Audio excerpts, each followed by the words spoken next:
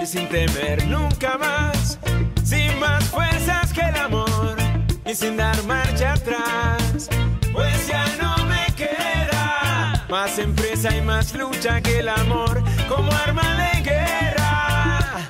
Hoy será mi escudo y mi espada en nombre del amor. Ando por las calles y veo la gloria de ella en cada detalle, sin nada que temer, que la voluntad se realice. Fluye pura vida, fluye, fluye a través de mí y no tengo miedo, que la voluntad se realice. Fluye pura vida a través de mí y no tengo miedo.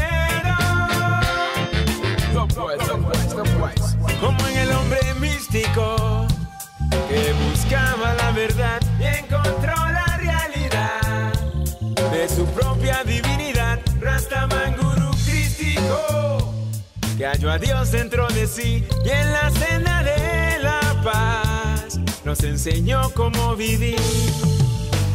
Aquel que halló lo que buscaba en su corazón, mucho más de lo que esperaba, y sin embargo no dudó y pudo ver sus alas, extendió sus alas y voló, y hoy guía a aquellos que también volarán.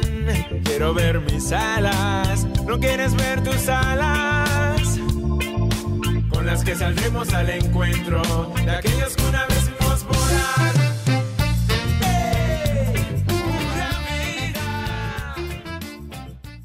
L'Amérique du Sud marque souvent par ses paysages sauvages et grandioses. Le massif guyanais est assez peu connu, mais les voyageurs qui s'arrêtent dans cette région restent souvent bouche bée. On y rencontre des savanes et jungles tropicales à perte de vue, de nombreux rapides et cascades immenses, et surtout ces montagnes tables si singulières appelées tepuis.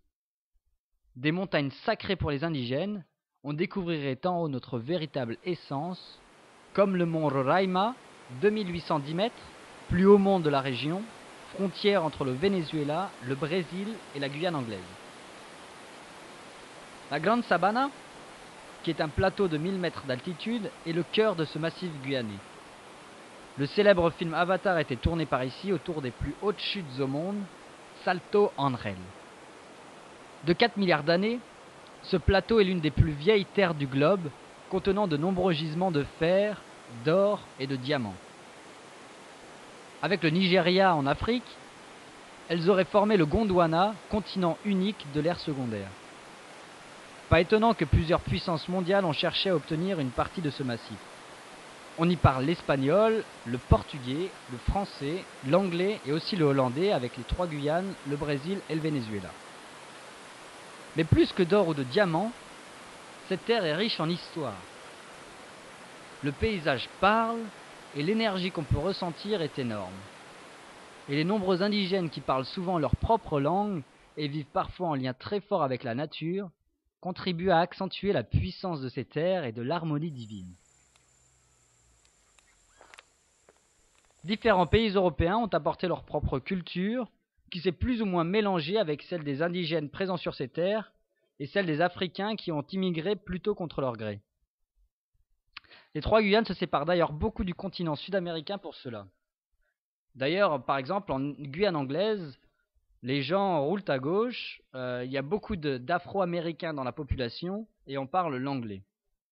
Le passage de la frontière brésilienne est assez troublant, d'ailleurs comparé aux autres frontières de ce continent, où l'espagnol et le portugais sont les langues principales.